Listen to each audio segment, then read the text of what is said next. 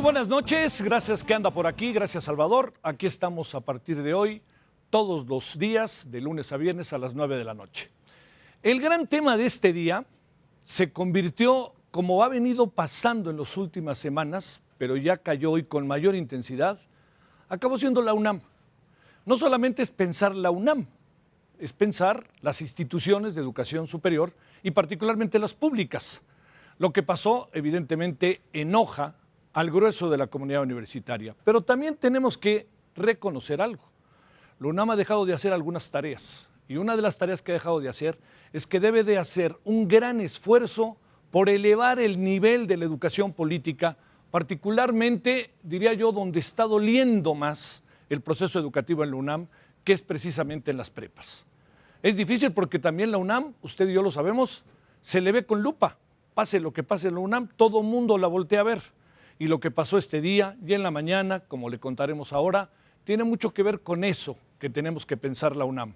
Hay que verla con lupa, hay que entender su autonomía, pero sobre todo hay que saber muy bien que al ser esta nuestra gran institución, se usa, hay conflictos internos y en más de alguna ocasión tiene que reconocer la UNAM lo que está pasando adentro en su proceso de formación educativa en muchas de las instancias que le compete a la UNAM revisar. Bueno, vamos a contarle qué ha pasado, las notas más importantes y tenemos, como todos los días, vamos a tener una mesa redonda de la cual, una mesa de debate que supongo yo le puede interesar. Bueno, empezamos. Al menos 10 planteles de la UNAM se mantienen en paro. ¿Cuáles son las principales exigencias? Tienen que ver con un asunto que estaba en la UNAM y que empieza a salir, estaba en el país y empieza a salir, la violencia de género. Las autoridades universitarias se dicen abiertas al diálogo. ¿Cómo fue la jornada de este día? Se lo cuenta el Heraldo. El conflicto estudiantil en la Universidad Nacional Autónoma de México parece no tener fin. Este martes, un grupo de encapuchados ajenos a la institución intentó cerrar con candados los accesos de la Facultad de Derecho bajo el pretexto de que no ha sido atendida la demanda de poner un alto al acoso sexual y violencia de género. Maestros y estudiantes sí impidieron que la toma se llevara a cabo. Pues son grupos externos, extremos y muy violentos y muy bien organizados, porque la verdad es que a una señal de alguien se movían para un lado, para el otro, y cuando decidieron retirarse, se retiraron con una buena organización. O sea, no podemos decir que es el estudiantado. Por la tarde, estudiantes realizaron una manifestación frente a la torre de rectoría para exigir se atiendan los pliegos petitorios de 7 planteles que están en paro. Durante la protesta, encapuchados realizaron quemas y pintas en el edificio de rectoría. Alumnos e investigadores de la máxima casa de estudios admiten que hay grupos interesados en desestabilizar a la UNAM. Políticos de izquierda y luego grupos de derecha que también se intentan aprovechar de este tipo de situaciones. En algunos planteles se han suspendido de manera temporal a los maestros que han sido denunciados por acoso sexual, pero mientras no se presentan las denuncias correspondientes, las autoridades no podrán actuar. En esta facultad enseñamos debido proceso y presunción de inocencia. Y sancionar aquí a un profesor, cuando todos los profesores son abogados, si no se hace conforme a los contratos colectivos, conforme a la legislación universitaria, pues es simplemente imponer una sanción que sabemos que un tribunal, por vía de amparo, o la Junta, nos va a sancionar por no proceder. Antonio Anistro, Heraldo Media Group. Bueno, esto es lo que pasó en la UNAM a lo largo del día, desde muy temprano en derecho y en la noche. ¿Qué otros asuntos conforman hoy parte de, le diría yo, la dinámica informativa del día? Una fuerte polémica generó un fallo de la Suprema Corte que lo traemos desde la semana pasada. Muchos afirmaban que amenazaba al sistema de pensiones del IMSS. ¿Cómo se aclaró el asunto? Vea usted esto. La Suprema Corte negó cambios al régimen de pensiones del Instituto Mexicano del Seguro Social. Y es que el pasado 24 de enero, la segunda sala del máximo tribunal emitió una jurisprudencia en la que estipuló un tope para fijar pensiones en el IMSS de 10 salarios mínimos y no de 25. Hoy la Corte explicó que el fallo no es nuevo y que aplica para los trabajadores de la generación de transición, es decir, quienes comenzaron a laborar antes de 1997. Ellos deberán decidir el régimen de pensión al cual se sujetarán, si al de 1973 o al de 1997.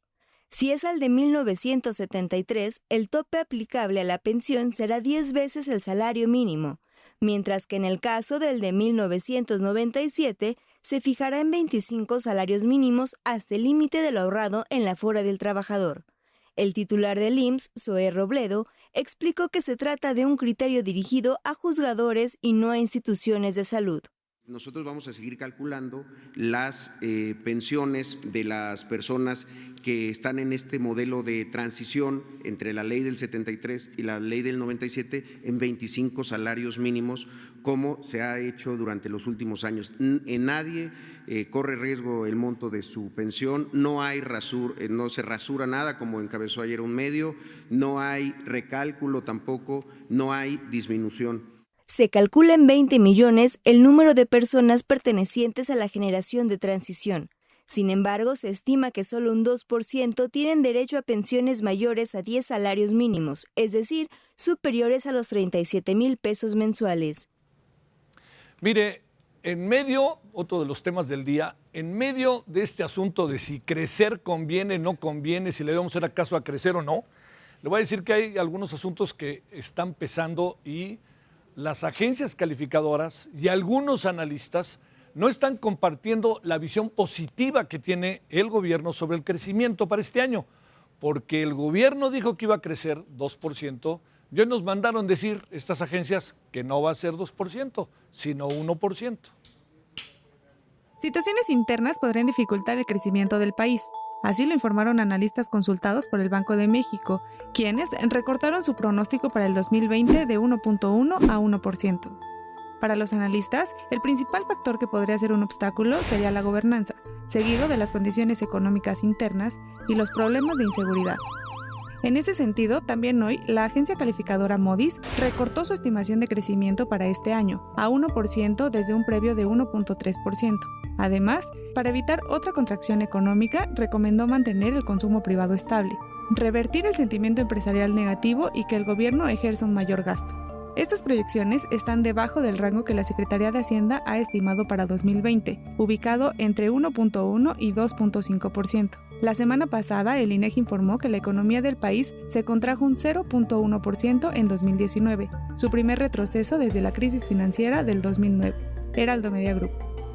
Oiga, todo esto en medio, no lo perdamos de vista, de los niveles de popularidad del presidente que oscilan, le diría yo, entre 58, 59 según Roy Campos, 70, 71 el Financiero, y vamos a ver las próximas encuestas que salgan esta semana, pero por ahí anda este nivel de popularidad del presidente y habrá que ver qué sucede en los próximos días. Bueno, por lo pronto le cuento que el número de víctimas por un tema muy importante que es el coronavirus aumentó ya a 490. ¿Qué pasa en nuestro país? Hay una alerta ante esta emergencia ya reconocida como emergencia sanitaria mundial.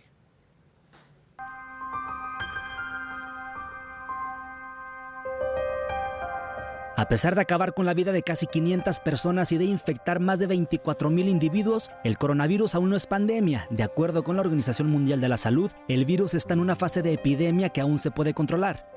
Los casos de coronavirus han sido registrados en 23 países del mundo. Sin embargo, al no alcanzar su propagación en África o en algún país de Latinoamérica, el virus no es catalogado como una pandemia. Para lograrlo, el virus tendría que ser una enfermedad que se propague por todo el mundo. México no baja la guardia ante la llegada del coronavirus. Así lo informó esta mañana el subsecretario de Salud de México, Hugo López-Gatell. Yo he asegurado, y lo vuelvo a asegurar, es de altísima probabilidad que el virus eventualmente llegará a México. Afortunadamente, los datos epidemiológicos del mundo que centraliza la Organización Mundial de la Salud muestran el comportamiento de una enfermedad de bajo virulencia si la comparamos con fenómenos como el que vivimos todos los años, la influenza. Hasta el momento el coronavirus no ha llegado a México. Sin embargo, en semanas recientes se han reportado por lo menos 10 casos sospechosos en unos 5 estados. Todos han sido descartados. Pese a ello, hay situaciones como la que ocurre en Morelos, donde estudiantes que regresaron a México el sábado desde China tendrán que ser nuevamente analizados por exigencia de habitantes de Zacatepec que temen un posible contagio, señalamiento que autoridades califican como infundado. Si usted me lo permite, no dejemos de estar al tanto de lo que dicen las autoridades. Está claro lo que hoy dicen las autoridades, no sabemos eventualmente qué pueda pasar, pero hoy es un asunto que no se prevé que llegue a México. Pero hay que estar atento, sobre todo porque luego nos llenamos de rumores. Bueno, fíjese lo que pasó hoy, un asunto en verdad lamentable, uno más sobre el tema de los migrantes. Continúa el avance de decenas de migrantes por nuestro país y siguen enfrentándose a riesgos y accidentes en su cruce por México. Esta tragedia ocurrió en Veracruz. Un camión que transportaba migrantes centroamericanos volcó en la zona sur de Veracruz, lo que dejó un muerto y al menos 81 centroamericanos heridos. Protección Civil Estatal informó que los hechos ocurrieron sobre la carretera federal 180, a la altura del municipio de San Andrés Tuxtla, donde elementos policíacos arribaron al lugar para socorrer a los heridos. Los reportes aseguran que el conductor del camión perdió el control del auto, por lo que salió de la carretera asfáltica. Los afectados fueron trasladados a los hospitales más cercanos, donde recibieron hospedaje y alimentación. Tras el incidente, solo 10 centroamericanos se resguardan en un refugio temporal, mientras esperan continuar con su camino al norte del país. Sin embargo, las autoridades mexicanas definirán su situación migratoria en las próximas horas. Por su parte, el gobierno de Veracruz ofreció todo el apoyo necesario para la atención de decenas de migrantes que resultaron heridos. La caravana estaba compuesta por migrantes de 3 países, Guatemala, Honduras y El Salvador, regiones de las que proviene una gran cantidad de personas que huyen de la violencia y la pobreza. Bueno, cerremos la información antes de ir a nuestra mesa de esta noche. Ser policía es una labor de alto riesgo, pero en México matar a un agente al parecer es fácil y no tiene consecuencias. Fíjese qué importante, siempre vemos las cosas de una manera, vemos lo que hacen los policías. ¿Qué es lo que pasa con los familiares de los policías que mueren en defensa de su deber y atendiendo su deber? En 2019 murieron 1.6 policías cada día. Así lo señala un estudio de la organización Causa en Común titulado Asesinato de Policías en México, que indica que 953 elementos murieron del 1 de enero del 2018 al 31 de enero de este año. Para dimensionar el problema, la tasa promedio de asesinatos en México es de 31.1 por cada 100,000 habitantes, mientras que para los policías es de 115.8 por cada 100,000 oficiales. Es decir, es casi 4 veces más alto el riesgo que un policía sea victimado.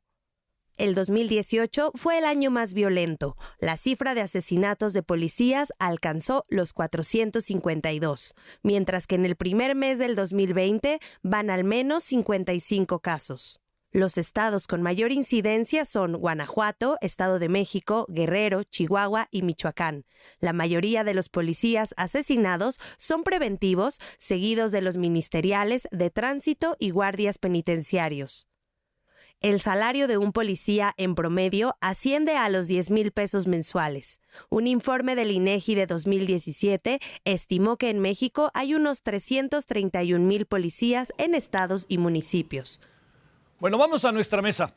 Yo sé que lo sabe. El día de mañana empieza un nuevo periodo ordinario de sesiones. Nos la pasamos diciendo que no hace nada los legisladores.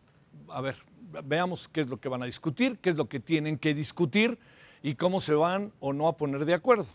Bueno, hoy está con nosotros Martí Batres, él es senador de Morena. Martí, muchas gracias, ¿cómo estás? Gracias a ti, Javier, muy bien, y buenas noches al auditorio. Gracias, Patricia Mercado, senadora de Movimiento Ciudadano. Gracias, Patricia. Gracias a ti, felicidades por tu programa. Gracias, y Gustavo Madero, senador del Partido de Acción Nacional. ¿Cómo te va, señor senador? Con el gusto de estar aquí, felicidades por tu programa y mucho éxito. Gracias. A ver, empecemos, Martí, si te parece. ¿Cuáles son, digamos, hay una serie de temas, 5 o 6 por lo menos, que sé que van a ser algunos motivo de debate y otros a lo mejor se pueden ir de manera relativamente sencillo. Esos temas para debatir, de aquí al mes, de aquí al Día del Niño, ¿cómo va a estar? A ver. Yo diría que, por un lado, habría que ubicar algunos temas que son de interés más general. Y en segundo lugar, diría que hay una gran cantidad de iniciativas presentadas. Tan solo en el grupo parlamentario de Morena hay más de un centenar de propuestas presentadas para ser tomadas en cuenta en el actual periodo ordinario de sesiones. Pero eso es imposible, ¿no, Martí? ¿Cómo le van a hacer? No, no es imposible que estén presentadas. Ah, no, claro, que se puedan debatir. Es difícil que se puedan resolver todas. Sí. Pero hay una gran cantidad de iniciativas. Ahora, ¿cuáles son las 3 que Morena plantea son necesariamente temas de este periodo de sesiones? Una es la reforma en materia de estado de bienestar en la Constitución, en el artículo 4 de la Constitución, que es llevar las políticas sociales, convertir las políticas sociales en derechos, que a mí en lo personal me parece de la mayor importancia, un tema esencial. Luego, en segundo lugar, está la ley de amnistía, que quedó pendiente de resolverse, se resolvió en la Cámara de Diputados, pero ya no se resolvió en el Senado. Y en tercer lugar está este tema del outsourcing, de la subcontratación, que es un tema de discusión fuerte, que fue tocado tangencialmente en el pasado debate sobre reforma laboral, y luego se abordó en un parlamento abierto, y ahora va a haber un parlamento abierto especial sobre ese tema. Ahí hay 3 temas que son centrales para Morena, entre otros. Yo agregaría un punto de mi parte que me interesa que se resuelva, que es la reforma a la Ley Federal del Trabajo para establecer el principio de que el salario mínimo no puede actualizarse nunca por debajo de la inflación. Ya es una política pública, pero la idea es que tenga un soporte legislativo también. A ver, Patricia, de esto, ¿qué cara pone Movimiento Ciudadano y qué cara pones tú? Y porque hay otros temas también, ¿no? Digo. Sí, por supuesto. No, yo creo que desde que empezó esta legislatura ha habido muchas iniciativas y acuerdos también con respecto a la agenda laboral, la agenda de derechos. La primera iniciativa que se votó en el Pleno del Senado fue darle seguridad social a las parejas del mismo sexo, es decir, el reconocimiento del trabajo. Y el último punto que se votó antes de irnos ahora en diciembre fue la ratificación del convenio 189 para reconocer los derechos laborales de las trabajadoras del hogar. Efectivamente, en este momento, el 12 de febrero, vamos a tener el Parlamento abierto sobre outsourcing. Hay un dictamen ya que se votó en la Comisión de Trabajo. Desde mi punto de vista es un dictamen muy punitivo para las empresas, ¿no? Creo que los rasgos, digamos, más importantes, sí estoy totalmente de acuerdo. Ya la Secretaría del Trabajo también hizo una iniciativa en el sentido de registrar a las compañías de outsourcing. Se ha abusado mucho, ahí realmente se ha abusado de la negación de los derechos de las trabajadoras, porque se han convertido muchas de esas empresas en nóminas de contratación para evadir impuestos y para evadir derechos laborales. El tema de salud, sin duda. El tema de salud también sigue siendo una agenda. ¿O ya se resolvió? No se ha resuelto, digamos, pero se han tomado decisiones y es como un tema muy sentido. Hay todas las fracciones parlamentarias están muy metidas en el tema y uno de los grandes temas de salud que se va a discutir es la legalización del cannabis o marihuana. Ya es una orden de la Suprema Corte que para exactamente el 30 de abril, el último día, necesitamos tener una ley que regule el cannabis. Y también ya hay un dictamen en la mesa, me parece que tenemos que ponernos de acuerdo. Hay diferencias, desde mi punto de vista sigue, es decir, en lugar de veras despenalizar la planta, ¿no? Además, para que se genere una industria interesante, importante con respecto a la utilización del cáñamo y por otro lado también para el uso terapéutico y lúdico del cannabis y todo lo que puede significar en términos de la generación de empleos y de ingresos en el campo, que es una agenda de salud. Es la Comisión de Salud junto con la Comisión de Justicia la que la estamos viendo. Y bueno, pues hay otros temas en la agenda laboral. En la legislatura pasada hicimos un gran evento con la Organización Internacional del Trabajo sobre cómo cerrar la brecha salarial. Hay un 20% de diferencia entre lo que ganamos las mujeres y lo que ganan los hombres. Tenemos que cerrar, es una brecha, digamos, discriminatoria que limita la entrada de las mujeres al mercado de trabajo. Formamos una coalición de legisladoras para tener iniciativas sobre este sentido, que también tiene que ver con la reforma laboral. Y bueno, también de salida se puso en la mesa una iniciativa de una senadora de Morena sobre el Estado laico. Desde mi punto de vista, digamos, es una iniciativa que pone en entredicho el Estado laico. Yo también presenté una iniciativa para poder incluso sancionar a los servidores públicos que violenten la separación Iglesia-Estado, pero me parece que es una discusión rica, es decir, sin ponerle adjetivos a las iniciativas que se va a discutir, puesto que está en la mesa,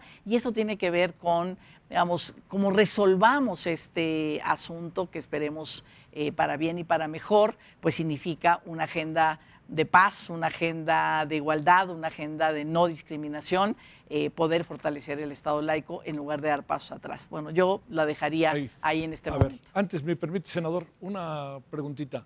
En el tema de la marihuana, yo tengo la impresión de que el presidente está a favor de lo que corresponde al uso terapéutico, no necesariamente al lúdico. Ahí esa es una impresión, es subjetivísimo lo que digo, lo digo en función de sus declaraciones. A ver, ¿ahí qué va a pasar? No puede ser, pero ya hay una sentencia de la Suprema Corte, hay una jurisprudencia que le ordena al Congreso hacer una reforma a la Ley General de Salud para respetar el libre desarrollo de la personalidad en el sentido del uso adulto lúdico de la marihuana. Ya desde el 2017 ya está despenalizado para uso medicinal y terapéutico, pero no existe la reglamentación. Entonces, esta ley que va a crear, y creo que hay un consenso en todas las fuerzas políticas, que va a crear un instituto nacional para la regulación del cannabis, ahí también pues van a estar las directrices, digamos, para el uso medicinal. Entonces, independientemente, digamos, sí hemos oído la posición del presidente, pero es ya una orden, un requerimiento de la Suprema Corte antes del 30 de abril, nos dio otros 180 días, tenemos que tener esta regularización. Pues sí, tenemos 3 meses para discutir. Y además en Estados Unidos, en las elecciones, como 8 estados van a consulta sobre el tema de la marihuana, ¿no? Siguen avanzando en eso. Senador, ¿tú cómo ves las cosas en función de una agenda que, ¿cuántas veces te ha tocado, no? Todo es prioritario, ¿verdad? A ver, ¿cómo ves las cosas? A mí me gusta ponerme un poco atrás de las agendas, Javier, para tratar de entender qué es lo que está de por medio. Y cada vez tengo más claro que México está dividido entre un grupo de mexicanos que cree que las cosas van bien, que hay que apostarle a que el gobierno de Andrés Manuel, de Morena, van a resolver los problemas de la inseguridad, de la falta de crecimiento y desigualdad y ampliación de los derechos, y los que creemos que lo que está sucediendo es una involución y que hay que contener, porque vienen como una vorágine, utilizando esta mayoría aplastante para imponer un desmantelamiento institucional. Y entonces la agenda se vuelve mucho de defensa, Javier, de defensa de las libertades, del federalismo, del equilibrio de los poderes, del proyecto de la transición democrática, porque estamos convencidos, algunos de los mexicanos, no todos, los que están con Andrés Manuel están convencidos de que este es un salto cuántico hacia el futuro de una mayor participación de la democracia y empoderamiento del pueblo, y los que creemos que aquí hay un centralismo exacerbado, un centralismo que está quitándole recursos, facultades y potestades a estados, municipios, federación y también a la sociedad civil. Entonces, ¿cuál es nuestra agenda? Pues de defensa de un proyecto de desarrollo, de una transición democrática, Javier. Sí. Y este es muy delicado. Lo van a manifestar con los temas de la agenda, con todo, pero ¿están de todo, acuerdo con la agenda en términos de los temas? Estos cuates, todo lo que están haciendo trae una intención perversa, todo, hasta la rifa del avión, te diría que es para buscar sacar a todas sus huestes de Morena a las plazas públicas como si fueran testigos de Jehová a predicar la cuarta T, vendiendo boletos de una rifa, ¿verdad? Todo esto es una perversión preocupante de un gobierno que está haciendo un retroceso de la transición democrática a un centralismo presidencialista, populista y autoritario. Y esto hay que tenerlo claro, hay que definirse de qué lado de la ecuación estás, pinta tu raya y vamos a ver cómo nos va en el 2021. Eso es como yo creo que estamos ahorita en México, jugando el futuro de nuestro país con la definición de las mayorías que tienen. Yo creo que no les van a alcanzar los números, no les van a alcanzar las cuentas, van a impulsar una reforma fiscal porque ya se están vendiendo todas las joyas de la abuela, ya están vaciando los cajones, los fondos de estabilización de los recursos presupuestarios, ya están vendiendo todo lo que encuentran y el año que entra ya no va a haber de dónde, entonces van a imponer una reforma fiscal. ¿Qué le apuesto yo? que van a perder la mayoría en la Cámara de Diputados, pero entre el 6 de junio que pierdan la mayoría y el 1 de septiembre que tome protesta la nueva mayoría, ellos van a impulsar las reformas que le urgen a este presidente para sacar la lana y seguir conformando este proyecto centralista, presidencialista, populista y autoritario que estamos viviendo. Oye, a ver, antes, porque seguramente Martí tendrá mucho que decir al respecto. Ey, antes, DVD, espero que sí. Antes de esto, a ver, pensemos. Ey. Yo, digamos, tu percepción, yo creo que mucha gente puede compartirla. Yo represento un grupo de la gente, claro. Martí a otro, sí, claro. Ey. Pero a ver, déjame decirte, ¿cómo visualizar este asunto? Ey. Con un presidente que alcanza una popularidad, decía hoy, del financiero 70%. Popularidad no es capacidad. No, pero es capacidad de mando, o sea, le permite Te la voy a poner mandar. muy fácil. A ver. ¿Sí? ¿Qué pasa? Híjole. Hombre, sale. Perdón. Sale. Perdón. Venga. Si tu hija se enamora de un pendejo, ¿qué le dices a tu hija? ¿Qué le dices a tu hija? Oye, este chavo no te conviene. ¿Y tu hija qué te va a contestar? Papá, yo lo amo. Y el papá va a estar dándole argumentos a la hija y la hija va a tener sentimientos. Estamos hablando, Javier, de sentimientos contra argumentos. El pueblo está apejendejado, está muy contento con un presidente que viaja en un avión comercial, que no usa la parafernalia, y eso es encantador, a mí me encanta. No quiere decir que sea lo mejor para mi hija o para mi país. Oye, pero suena fuerte decir eso, ¿no? No, es muy fuerte. Porque le así coloca, así está hay un símil, ¿no? Clarísimamente definido. Está tremenda la parodia. Sí. Y eso es lo que estamos hablando. No quiere decir que el güey le vaya a hacer bien a tu hija, aunque tu hija esté enamorada. No quiere decir que este señor, que la gente lo quiere, sea lo mejor que le puede pasar a este país. Puede ser que nos haga daño. ¿Y tú qué vas a esperar como padre? ¿Que le parta el corazón? Pues claro que no. Lo que vas a esperar es abreviarle este trance para que abra los ojos y despierte. Qué bueno que no tengo hijas. Disculpa. Martí, vamos a tener 2 minutitos, si no te importa, porque nos tenemos que ir a la pausa, pero no quisiera, antes de irnos a la pausa, que nos dijeras algo al respecto. ¿Cómo ves las cosas? Bueno, estamos invitados a hablar de la agenda legislativa del siguiente periodo ordinario de sesiones. Gustavo tiene otro tema, otra agenda para otra mesa. No vino preparado. Probablemente no tengan una propuesta de agenda legislativa para el siguiente periodo de sesiones. Su intervención no da mucho para un debate de nivel, porque incluso el propio lenguaje que utiliza pues expresa una desesperación y una frustración que yo no puedo resolverle, no lo puedo atender. Sí puedo decir que lo que ha dicho aquí es falso y además es absurdo. El proceso que se está dando en el país es un proceso que tiene un respaldo mayoritario. Y si eso lo lleva a él a ofender al pueblo de México porque no coincide con sus posturas, pues creo que peor para ellos, porque en todo caso se irán aislando más.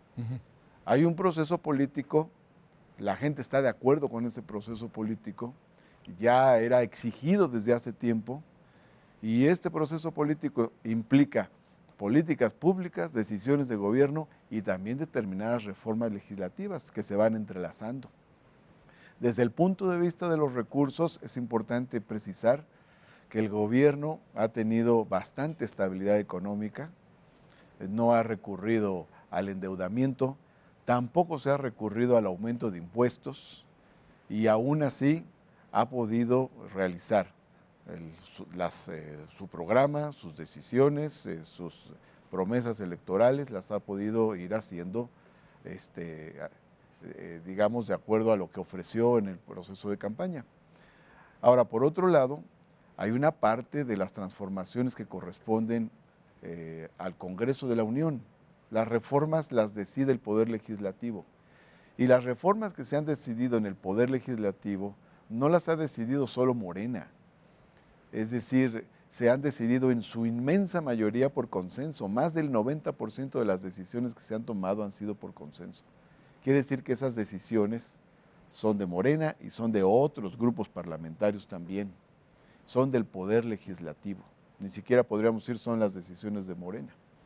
Entonces, estas reformas también han incidido en el rumbo del país. Muy bien. Y son reformas que tienen que ver con la lucha contra la corrupción, con el bienestar social, con la seguridad pública, esencialmente con esos 3 temas. Bueno. Y vamos a continuar con esas transformaciones, esos cambios. Y te diría, antes de irnos a la pausa, Javier, gracias. Y vamos a hablar con todos los grupos parlamentarios para seguir haciendo nuevas reformas en el lapso que queda de esta legislatura, y en la siguiente el Senado abarca 2 legislaturas, los 6 años. Sale, bueno, vamos a la pausa, vamos a informar de más cosas, vamos a informar de lo que pasó hoy con los gobernadores panistas, ¿no? Ahí en Palacio Nacional, y lo que está pasando recientemente con el presidente de los Estados Unidos, que está presentando su informe, y si les parece, informamos de ello y regresamos para el segundo tiempo, para no decir otra cosa. Adelante, adelante. Pausa. Muy bien.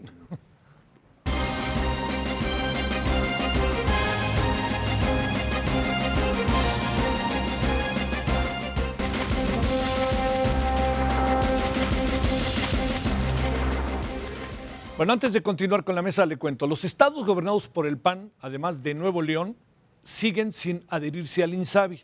Hoy hubo una reunión en Palacio Nacional. Edgar Ledesma tiene la información para que usted sepa exactamente qué pasó, porque este es un asunto mucho más delicado de lo que a simple vista parece. Se está discutiendo el tema de la seguridad social. ¿Qué tal, Javier? Muy buenas noches, te saludo con mucho gusto. Y efectivamente esta tarde se reunieron los gobernadores panistas con el presidente Andrés Manuel López Obrador. Realizaron una comida que duró cerca de 2 horas en Palacio Nacional, y al salir de esta comida el gobernador de Aguascalientes, Martín Orozco, confirmó a los medios de comunicación que los gobiernos panistas aún no se adhieren al Instituto Nacional para el Bienestar.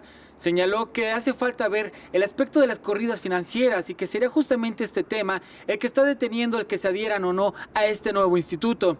También hablamos con el gobernador de Querétaro, Francisco Domínguez, quien señaló que aún no hay una fecha para esta adición al nuevo instituto. Sin embargo, dijo que está seguro que se adherirán a este nuevo sistema de salud. Sin embargo, no da una fecha si será pronto o será hasta el 2021, ya que dice que dependerá esto de cada una de las entidades y que tienen que revisar la cuestión financiera y la distribución de los recursos que se llevará cada entidad. Regreso contigo, Javier. Muy buenas noches. Gracias, muchas gracias, muchas gracias. Bueno, sigamos con nuestra mesa. Este va a ser un tema, ¿no? El del INSABI, entiendo que está en otra vía, como se dice, porque ya está decidido en el legislativo varias cosas, sí, ¿no? Ya es política pública. Ya es política la reforma pública. legislativa sobre el INSABI está decidida ya en el legislativo. Claro, aquí lo que pasa es que por mayoría de Morena. pero a ver qué hace cada estado, ¿no? Su mayoría de sus cuates, Sí, de Morena bueno. y sus cuates. Bueno, a ver. Ese es el legislativo, Ahorita. mayoría de Morena y sus cuates. Bueno, vamos a discutir la agenda.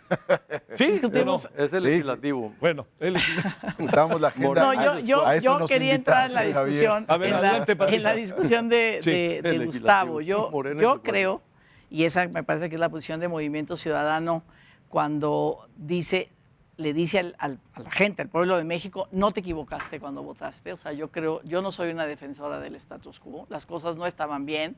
El país uno de los países más desiguales, aumentando la pobreza, el 60% de trabajadores fuera de la seguridad social, en fin, ¿no? Inseguridad, violencia hacia las mujeres. O sea, realmente estamos en una situación muy difícil que tenemos que cambiar y que tenemos que cambiar de raíz.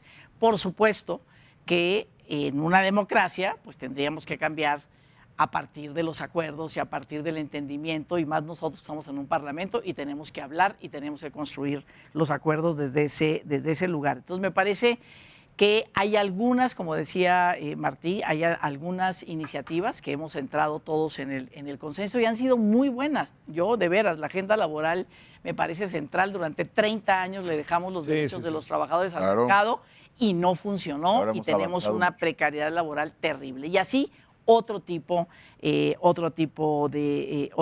asuntos. Por supuesto, yo voté en contra del INSABI, ¿no? Yo y Movimiento Ciudadano, creo que nomás el PAN y Movimiento Ciudadano votamos en contra, y sobre todo no porque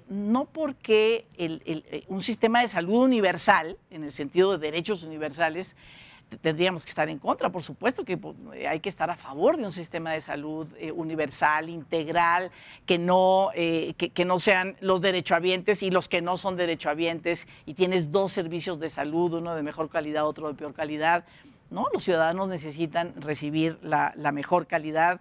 El 40%, la salud, el gasto en salud, el 40% es del bolsillo de las personas y de las familias. Eso no puede ser.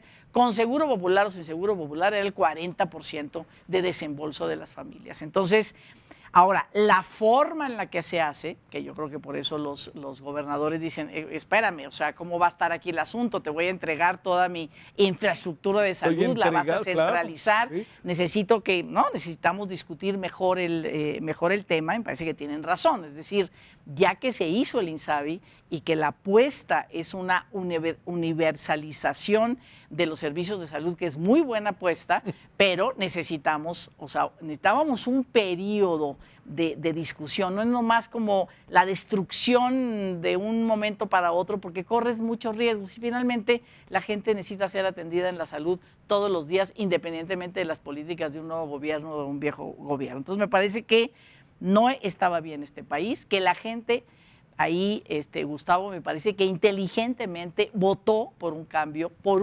profundo, así ya no. El norte del país, que se había rehusado totalmente a votar por la izquierda siempre, PAN, PRI, hoy dijo me salgo de cuadro y voto por otra opción, ¿no? Finalmente, pues en democracia eso es lo que se puede hacer.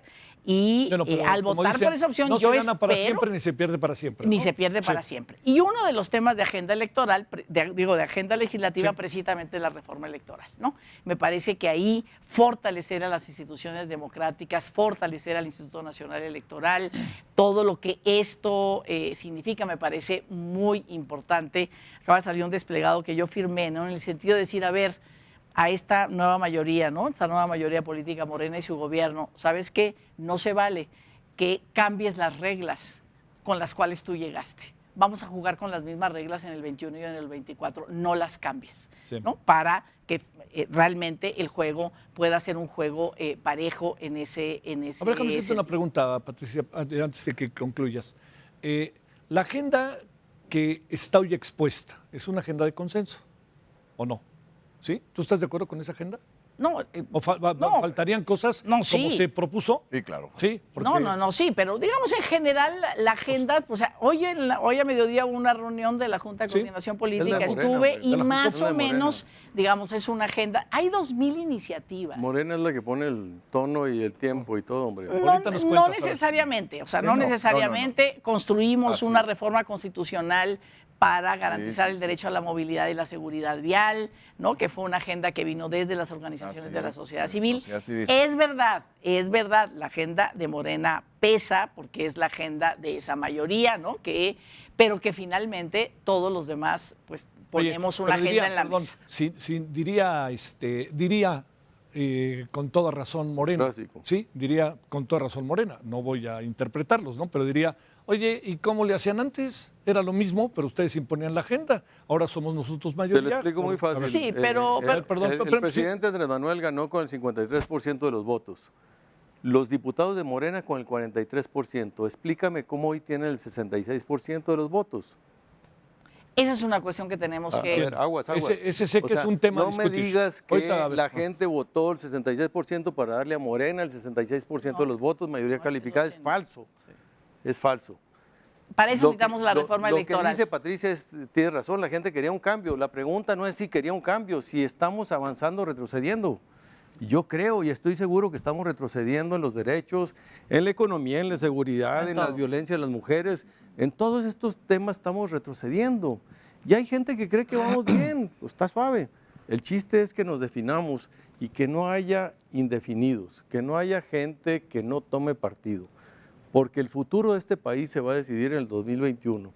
Los que creen que este es el camino del centralismo populista, autoritario, clientelar de Andrés Manuel López Obrador y Morena, o el de formar una ciudadanía, un federalismo, derechos humanos, empoderar a las organizaciones de la sociedad civil, a la economía de las clases medias y las pequeñas y medianas empresas, y no las grandes que están apoyando ahorita a Andrés Manuel López Obrador. Esa es la gran pregunta que está ahorita de por medio. Y cuando tú me preguntas cuál es la agenda legislativa, es de contención. Es de contención. O sea, pero no hay asuntos que ustedes... No, a ver, no te engañes. Llevé a mis hijos al Senado, ahora en las vacaciones, y veían el Senado y, oye papá, qué importante te debes sentir. Pues no, me siento frustrado. 6 años no voy a poder hacer más que el derecho de pataleo, porque Morena tiene la mayoría suficiente para aprobar todas las leyes que quiera, todas, y le faltan solo 8 senadores para las reformas constitucionales. En la Cámara de Diputados las tiene sobrados. Y eso es una realidad que no es buena para este país, Javier, porque concentrar tanto poder, la democracia es la distribución del poder para que funcione con pesos y contrapesos. Ahorita lo tenemos concentrado en una sola persona de grandes ocurrencias, contaminado de ideas trasnochadas de un tercermundismo casi de Echeverría, de ese populismo que creía que había que sustituir todos los esfuerzos en un presidente que lo podía y solucionaba todo. Eso es lo que estamos padeciendo hoy los mexicanos, y ojalá de aquí al 2021 podemos construir esta inquietud que está dispersa en todas las mesas, aglutinarla, conformarla y darle fuerza, dirección para poder construir un contrapeso en el 2021. A ver, ¿me permites un segundito, Martín Navas? A ver, Sí. Nomás déjame plantearte, no es que quiera fuerza meter el tema de la agenda, no, pero déjame decirte, van a discutir ustedes lo que ellos digan, pero porque son una mayoría legítimamente constituida. lo que ellos digan. Sí, pero digamos, lo que quiero decirte es esto, de esta agenda que tiene algo de consenso, ¿son temas que son importantes para el país o están aventando una agenda que no tiene ni que ver con el país? No, este es un proyecto de Andrés Manuel López Obrador de un desmantelamiento casi irracional, caprichoso de instituciones y programas que obedecen más a complejos, te voy a decir, de una persona que está luchando. ¿Por qué Andrés Manuel López Obrador siempre se refiere a Felipe Calderón y nunca toca a Peña Nieto? ¿Por qué? ¿Por qué justifica la inseguridad en temas que sucedieron hace 10 años y no en los pasados 3 o 4? Trae una contaminación ideológica que nos está costando mucho a los mexicanos, porque con eso toma decisiones caprichosas como cancelar aeropuertos, cancelar el seguro popular, los programas de desarrollo de emprendedores, el Consejo de Promoción Turística, el Fondo Minero, todos estos programas. Y lo que sí va a suceder, y ahorita Martín lo dijo, es no hemos aumentado impuestos. Me corto la lengua si dentro de 1 año y medio no van a estar hablando de aumentar impuestos, porque se les va a acabar las cajas que están vendiendo las joyas de la abuela, están vaciando y saqueando los fondos de estabilización y todos los recursos para fondear sus programas clientelares. Dentro de 1 año y medio estarán hablando y proponiendo una reforma fiscal para nuevos impuestos y mayores impuestos. Bueno. Perdón, me asusté cuando dijiste me corto. Me corto la lengua. No digo más. Martí, ahora sí, perdón. No sé qué tan mutilado acá, Gustavo, al final del sexenio. Muy poco. Lo voy a lamentar. A ver, pero no lo te que sí preocupes. puedo decir Adelante. es que lo que está diciendo no tiene que ver con la realidad. Voy a poner algunos casos. Primero, no es cierto que le falten a Morena en el Senado 8 legisladores para hacer 2/3 partes. No. La alianza entre Morena, el PES, el PT necesita todavía 16 legisladores ¿Y el verde? más para ser el verde ya lo traes. tener las 2/3 Ya traes partes. al verde. No, pero no tienen las 2/3 partes. Ni con los votos del verde son las 2/3 partes. Para lograr las 2/3 partes siempre se ha requerido el acuerdo con otros grupos parlamentarios que no forman parte de la coalición de PRD, Morena. PRI-PAN. Sí, con cualquiera. Movimiento Ciudadano. Así es. Y ha habido diversas combinaciones para alcanzar las 2/3 partes. 9. Entonces, falso lo que dice Gustavo, de que Morena puede llegar al Senado y hacer lo que quiera. No es así. Incluso como un grupo parlamentario grande, todavía tiene que resolver sus propias negociaciones y equilibrios internos. O sea, no es un asunto sencillo construir 2/3 partes, mayorías calificadas en el Senado.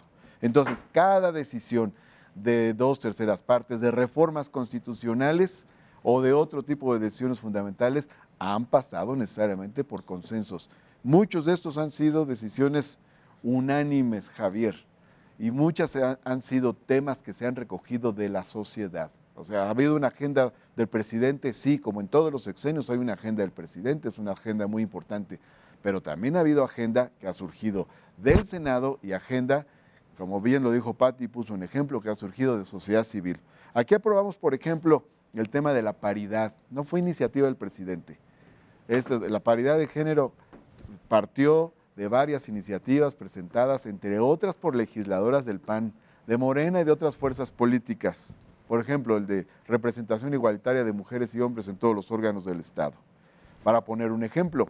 Para ponerte otro ejemplo, en el tema de los derechos de las personas trabajadoras del hogar, fue un tema construido por legisladoras de los diversos partidos políticos. No fue a partir de una iniciativa presidencial, salió del Senado de la República. Y ciertamente esta reforma constitucional que acabamos de aprobar sobre la seguridad vial y nuevas formas de movilidad, partió de iniciativas de la sociedad civil que el Senado hizo suyas. Pongo unos ejemplos, pero hay mucho más. Ahora, ¿la agenda que se ha aprobado es una agenda buena para el país? Por supuesto que sí. Y es una agenda que mira hacia temas que no se habían abordado. Ha sido rica la agenda laboral en el Senado, claro. De hecho, empezamos con lo de el convenio de la OIT del 98 sobre libertad de sindicación y terminamos el pasado periodo con el convenio 189 sobre derechos de personas trabajadoras del hogar, donde han confluido prácticamente las opiniones de todas las fuerzas políticas, por poner estos ejemplos. También se abordó el tema del Tratado México, Estados Unidos, Canadá. También se construyeron consensos en el tema del Tratado México, Estados Unidos, Canadá y en los temas adicionales que se negociaron después, para poner otros ejemplos. Y vamos a ir sobre nuevos temas. En el tema de la agenda laboral vamos a avanzar. Agenda laboral que no le importó al PAN nunca en los 2 sexenios que gobernó. Agenda laboral que fue olvidada durante más de 30 años. Ahora hay una oportunidad y qué bueno. Imagínate nada más, el salario perdió casi el 80% de su poder adquisitivo y tenemos en los últimos 2 años los aumentos al salario mínimo más altos en 40 años. Es decir, se están tomando las decisiones correctas y las decisiones que le hacían falta al país. Decir que se aprueban las decisiones en el Senado por Morena y sus cuates es una imprecisión absoluta. No son cuates los otros grupos parlamentarios. Es más, hay diferencias fuertes en diversos puntos. Se dan configuraciones diversas en ciertos momentos y nosotros respetamos. Con Movimiento Ciudadano hemos votado muchas cosas juntos, pero en otras ellos han votado aparte. Con ellos votamos a favor la reforma educativa, la nueva reforma educativa, pero ellos han votado en contra en otros temas y respetamos sus posturas también. Sí. Igual con otros grupos parlamentarios que finalmente tienen sus propias personalidades. Ahora, veo ciertas contradicciones a veces en el discurso político electoral de algunas fuerzas de la oposición. Por un lado, muy preocupados de que no se toque al INE, que no se toque las reglas electorales que rigieron para el 2018. Pero por otra parte, se quejan de la composición que hay actualmente en el Congreso, que se deriva de esas reglas electorales mismas que había en el 2018. Finalmente, ¿quiénes son los que tomaron las decisiones sobre la distribución de los espacios en el Congreso? Pues el INE y el TRIFE en su caso. Bueno, básicamente sí. El INE. Una precisión, sí. Javier, importante también. Mencionaba hace rato un tema entre los múltiples que mencionó Pati, sobre el tema del Estado laico, alguna reforma, alguna iniciativa por ahí de alguna legisladora que pudiera afectar el Estado laico. Yo quiero decirle a Pati que estamos comprometidos con el Estado laico. No, bueno. Ahí puede haber iniciativas muy diversas, hay derecho, además de que cada quien presente la suya y listo. Las suyas, sus iniciativas, pero también hay principios generales que se deben cuidar y el del Estado laico es un principio general que vamos a cuidar. 2 minutos y medio y 2 minutos y medio. No, preguntabas la importancia de la agenda. La reforma al sistema de justicia sin duda es una agenda que todavía no sabemos cuál es porque no entregaron las propuestas por parte de la Fiscalía o del Gobierno. Nosotros estamos, por lo menos Movimiento Ciudadano, y creo que gran parte del bloque de contención como dice Madero en el Senado, de una reforma para una verdadera justicia transicional, ¿no? Es decir, que garantice la verdad, que garantice la reparación del daño, que garantice la justicia y la no repetición. Recibimos a la marcha en el Senado a sus representantes, nos entregaron esta propuesta. Entonces, la agenda de justicia es un tema que me parece que va a estar todo el año, digamos, no creo que se resuelva en este periodo, pero va a estar todo el año, pero hay distintas visiones y propuestas del tipo de reforma que tenemos que hacer. Viene la ley de amnistía, es importante, efectivamente, o sea, se ha dicho y hay diagnósticos de que desde los penales en nuestro país se cometen los delitos, sobre todo extorsión. Bueno, pues tenemos que bajarle la presión a esos penales y la ley de amnistía es algo que nos ayuda en ese sentido, todavía es muy limitada, pero nos ayuda en este sentido pensando en esta justicia transicional. Entonces, bueno, simplemente decir eso, sí me parece que todos estos temas, la agenda laboral, la agenda de derechos, la agenda de justicia, la agenda de seguridad, es una agenda que está permanente en la Agenda 2000, iniciativas alrededor de estos temas que se han presentado. Por supuesto, las iniciativas de la mayoría llegan más rápido que las otras y eso es algo que tenemos que ver con esta mayoría, sobre todo en el Senado de la República, no tanto en la Cámara de Diputados, que es otra dinámica, ¿no? Entonces, bueno, me parece que la agenda ahí va y es una agenda de todos. Cerramos. Lo dicho, en México hay de dos sopas. Los que están esperanzados, confiados en que vamos por el rumbo correcto y vamos a crecer al 4%, va a haber menor desigualdad, mejor salud, mejor educación, mejores derechos humanos, más democracia, y los que estamos preocupados porque vamos para atrás, no va a haber crecimiento, no hay ampliación de derechos humanos, hay un embate contra la sociedad civil, hay un centralismo exacerbado de un presidencialismo populista. Y pues nuestra agenda es de contención. Nosotros representamos, yo lo veo en la calle, me tocan y me dicen, oye güey, defiéndenos, ustedes son los que pueden dar. Sí son 8 los que les faltan a Morena, aunque Martí la aritmética no le guste, tienen ellos 60 senadoras y senadores de Morena, 6 del PT y 4 del PES dan 70. Más 7 del Partido Verde Ecologista de México que trabaja con ellos, son 77, les faltan 8 para sacar cualquier cosa que quieran. Reforma. Ahora, nosotros tenemos un grupo opositor que son de 50, pero cuando le quitas uno aquí, le sumas uno acá, vale por 2. Vale por 2. Vale por 2. Entonces, aguas. Sale. La cooptación sí se puede, el poder y el mayoriteo sí se está dando, y hoy la agenda, no nos engañemos, es la agenda del presidente Andrés Manuel López Obrador y de Morena, que es desmantelamiento institucional y concentración de poder en una sola fuerza, que es de Morena. En brevísimo, porque se va. Desmantelamiento neoliberal se dio con los gobiernos del PAN y del PRI, afortunadamente eso se terminó. Primero. TLC. Segundo, de 77 a 86 no son 7. Ahí te faltan, son 9. Entonces tú eres el que está más de 85, en las aritméticas. 76, no, 86 son las 2 terceras partes. Ya, espero y que no lo veamos en la práctica. 2 puntos legislativos. Uno, outsourcing, no prohibirlo, sí regularlo. Y sobre bienestar, muy importante que los nuevos temas de bienestar social queden en la Constitución. Sari, muchas gracias, Martí. Patricia, muchas gracias. Mira. Gracias. Bueno, ya no tenemos 2 minutos. Señor senador, muchas gracias. Gracias a ti. Gracias, Javier. Gracias, Gustavo, Pati. Gracias que estuvo con nosotros en nuestro primer día de clase. Por cierto, le debo decir, antes de irnos, todavía nos dio tiempo, que estamos festejando la publicación 1000 de la edición impresa del Heraldo. Desde aquí un reconocimiento a todos los compañeros que están ahí a un ladito, aquí donde estamos nosotros, a los que les mandamos muchos saludos. De nuevo, gracias.